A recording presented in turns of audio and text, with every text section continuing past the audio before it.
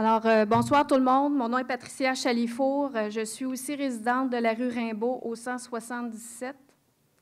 Moi, je suis venue vous parler d'angles différents, c'est-à-dire que, premièrement, je voudrais vous affirmer que je suis contre qu'on prenne place à un projet domiciliaire. Je veux préserver le boisé Rimbaud-Flaubert aussi, mais de tout développement domiciliaire. Donc, pas de compromis. Sur le plan de l'éducation, le ministère de l'Éducation, le MELS, prévoit des hausses importantes de la clientèle scolaire jusqu'en 2020. Alors, compte tenu de la capacité d'accueil de l'école du quartier de Boisé-Rimbaud-Flaubert, compte tenu des ratios à respecter, compte tenu que des élèves sont transférés chaque année, faute de place dans son secteur. Monsieur le maire, oui ou non? Est-ce que la Ville valide les fluctuations de clientèle scolaire auprès de la Commission scolaire des Hautes-Rivières avant d'enclencher des nouveaux projets domiciliaires?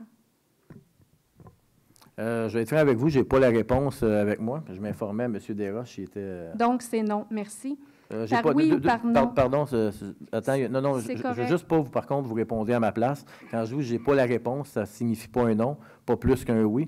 Je ne veux pas donner de l'information erronée. Si je vous réponds de l'information erronée, je ne crois pas à ce que les citoyens aient de l'information erronée. Je veux juste confirmer. On va revenir avec la réponse, puis je vais vous amener une réponse qui va être oui ou non. Mais quand je n'ai pas la réponse, je ne veux pas qu'on me dise que c'est non ou c'est oui. Excellent. On sera au prochain conseil pour avoir la réponse. Et même chose, oui ou non, est-ce que la Commission scolaire des Hautes-Rivières a été consultée spécifiquement quant à la capacité d'accueil des écoles environnantes si d'autres élèves s'ajoutent dans le secteur Rimbaud-Flaubert? Je n'ai pas la réponse, la même chose. Il va falloir s'informer auprès de la commission scolaire. On n'est pas ici à la commission scolaire, mais on va s'informer pour la prochaine séance. Vous allez voir votre réponse. Je crois que le fait que les communications se fassent entre instances est très important, vu les impacts.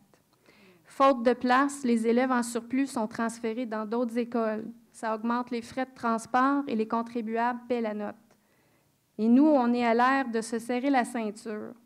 Je vous rappelle que les citoyens de Saint-Jean-sur-Richelieu ont subi une augmentation de 29 % en taxes scolaires cette année et qu'il y a 2 autres hausses qui sont prévues en 2015 et 2016.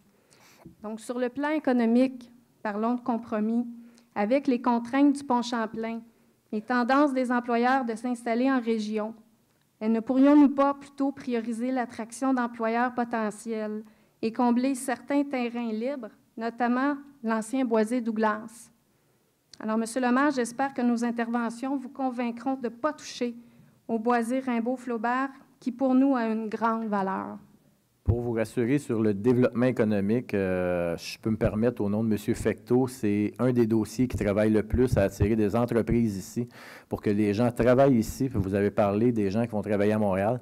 C'est un des dossiers prioritaires de M. Fecteau, d'attirer des entreprises ici. Je sais qu'il va y avoir des annonces qui vont être faites dans un avenir bientôt. C'est vraiment une des priorités du Conseil présentement d'attirer des entreprises ici pour éviter que les gens aient à se déplacer. Selon moi, il y a une autre façon d'avoir des revenus. Je ne crois pas que les taxes domiciliaires soient nécessairement la réponse à tout prix. Je suis d'accord avec vous. Je pense qu'on est capable d'aller chercher d'autres revenus. Je suis d'accord avec vous. C'est pour cette raison qu'on travaille énormément à avoir des entreprises pour attirer des taxes d'une autre façon, à développer notre parc industriel, à maximiser notre parc industriel. C'est des revenus supplémentaires pour éviter, comme vous avez dit, l'augmentation du compte de taxes qui, au nom de la majorité du Conseil, puis je dirais tout le Conseil, ont un œil ouvert là-dessus parce que ça préoccupe tout le monde. Pour quelles raisons, quand on a parlé d'une partie du développement, puis de conserver, de ne pas développer l'autre partie, c'est une question aussi de compte de taxes, de revenus, de perte de revenus aussi qui était avancée. C'est une des raisons, comme vous avez nommé, du compte de taxes, que les citoyens doivent être conscients que les boisés, d'un côté, quand ils sont achetés, ont une valeur et rapportent moins aussi. Mais, comme je vous dis, je ramène le fait que la partie qui est, selon CIM, nous a recommandé, on conserve plus qu'anciennement. Merci.